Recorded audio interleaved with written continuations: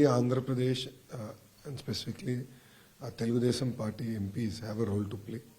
The Honorable Prime Minister believes in creating a $5 trillion economy. I believe Andhra Pradesh alone can be a $1 trillion economy. So we can do port-led development, manufacturing-led development. There's a lot of opportunities to develop our state. And like we have done in the past, our support is unconditional. And the only thing we would request in return is to develop our state. We need to take action. There has to be an inquiry. As soon as the results started coming in, Mr. Naidu called the Honorable Prime Minister and the Honorable Home Minister and wished them personally. And then only expressed that, made it very clear that TDP is part of India and unconditionally we will support. See, we believe that we need strong leaders for this nation, leaders who can take this nation forward. It's very, very important to support such leaders. So our support is unconditional. You know, as far as special status is concerned, we need to understand that the state of Andhra Pradesh in 2014 was bifurcated against the majority view of people of Andhra Pradesh. And one of the major reasons was the loss of Hyderabad. Hyderabad is the economic powerhouse. A lot of people depend on it financially, education-wise. So they really wanted sort of special dispensation to be given to the state so that we can rebuild. I understand that there will always be constraints, so therefore we look forward to working together and sort of creating a very conducive environment where investments will come into the state, because one of the first promises that we have made as part of our manifesto is to create 20 lakh jobs.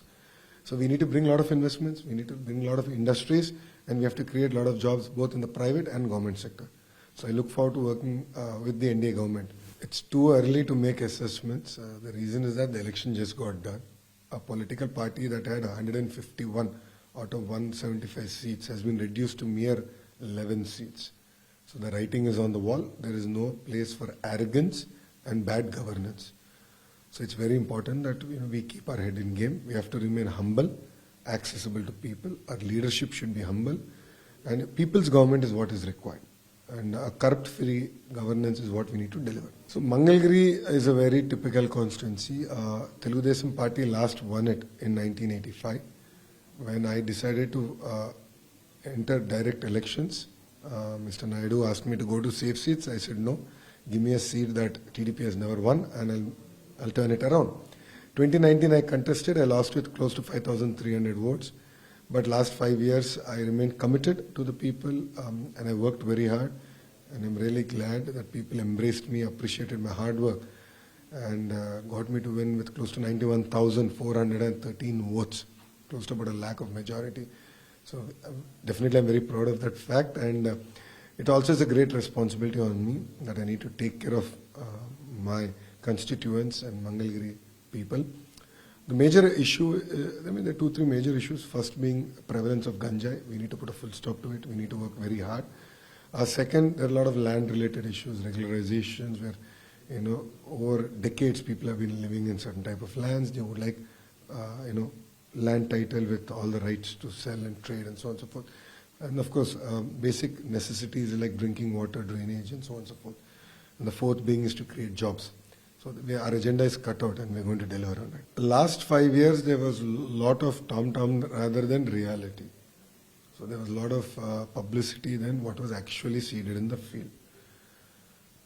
It's very important for us not to disrupt things, but to maintain continuity in governance and take things forward.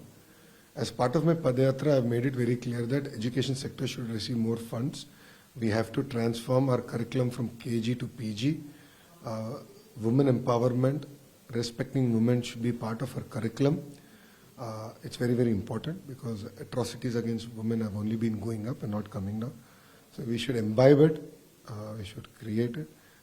It should be part of our blood and our education system. So that's something that I believe we should do. Definitely we need to strengthen the healthcare system also, and we will do that going forward. Clearly Andhra Pradesh and specifically Telugu Desam Party MPs have a role to play. Andhra has given a clear 21-seat mandate to NDA government. It's a very, very important mandate. At the same time, the way I look at it is that apart from politics, we believe in strong states make strong nation. The Honorable Prime Minister believes in creating a $5 trillion economy. I believe Andhra Pradesh alone can be a $1 trillion economy. So we can do port-led development, manufacturing-led development. We can create a petrochemical corridor. The entire green hydrogen is the next wave. We can at least do 2 mega projects in the state of Andhra Pradesh. So there's a lot of opportunities to develop our state. And like we have done in the past, our support is unconditional. And the only thing we would request in return is to develop our state. Clearly, Red Book has become a lot more popular than I thought it would ever. Let me give a bit of context before I dive into Red Book.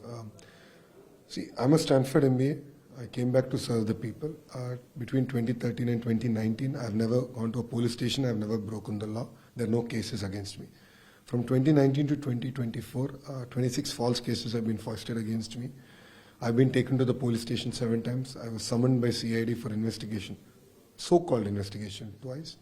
An attempt to murder case has been foisted against me. SC/ST Atrocities Act, 1 case has been foisted against me. So I believe it's very unfair. If I did commit a crime, yes, please, by all means, take me to task.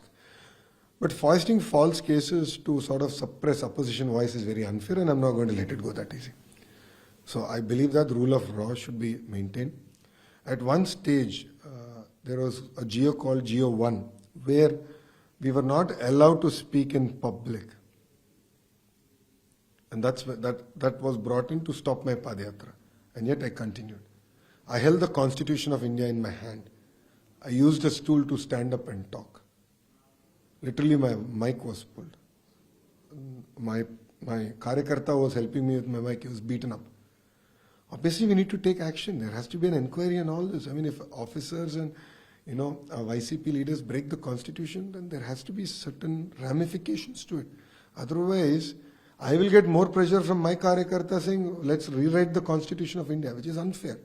The law is equal. Everyone is equal in front of the law. And I believe we should implement the law in its true spirit. Here, end of the day, between Mr. Naidu and myself, there will be things we will not agree upon. There will be things we'll agree to disagree. There's never, two people are never same unless they're cloned with latest technology.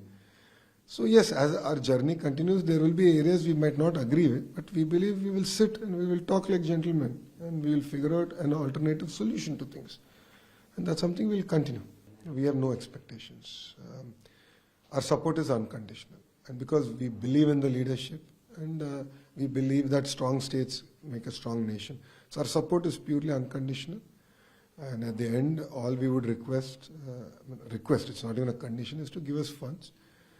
Definitely for the mandate Andhra has given, please look at Andhra for investments and support us to take things forward. Vajpayee ji was very magnanimous. He supported erstwhile Andhra Pradesh. Today, Hyderabad is almost close, if not has beaten Chennai in terms of being the economic capital. All this happened because back then Vajpayee ji supported us. IRDA coming to Hyderabad was Vajpayee ji's support. ISB is Vajpayee ji's support. The Shamshabad airport, back then privatization was not there, it was Vajpayee ji's support. Deregulation of telecom was Vajpayee ji's support.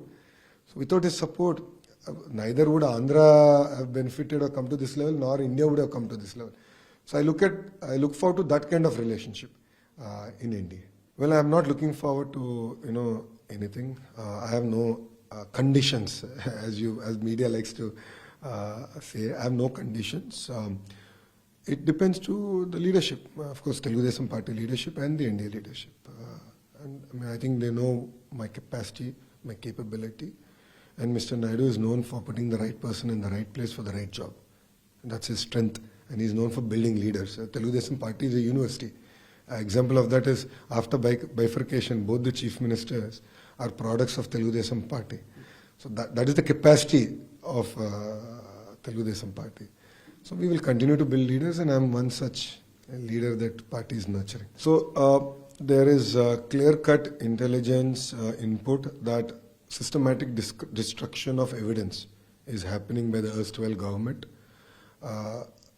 I'm told that they have also asked access to the core data of the CFMS, which is the financial management system implemented by SAP. SAP was asked to provide access. And obviously, now it is a new government, so I believe that request has been turned down. In CID, while YCP was in power, destruction of documents has happened. There's proof to that extent. CISL, where their anti-Naxal team, they have access. They can tap phone calls. All of us know that our phone calls have been tapped. I've come out in public to clearly state that my phone was attacked by Pegasus. I have proof that it's been attacked twice, and as recent as April this year, I've been attacked by Pegasus. I've already asked, Mr. Naidu has already asked the DG to submit a report on whether Andhra has Pegasus and what, if yes, who's it's been used against, and give all details to thereof. So all that we're going to do. So if there is destruction of evidence or wrongdoings happening, therefore we have Mr. Naidu, who's the current designate, CM designate. He has directed DG to stop all that and seal all the offices till further instructions are given.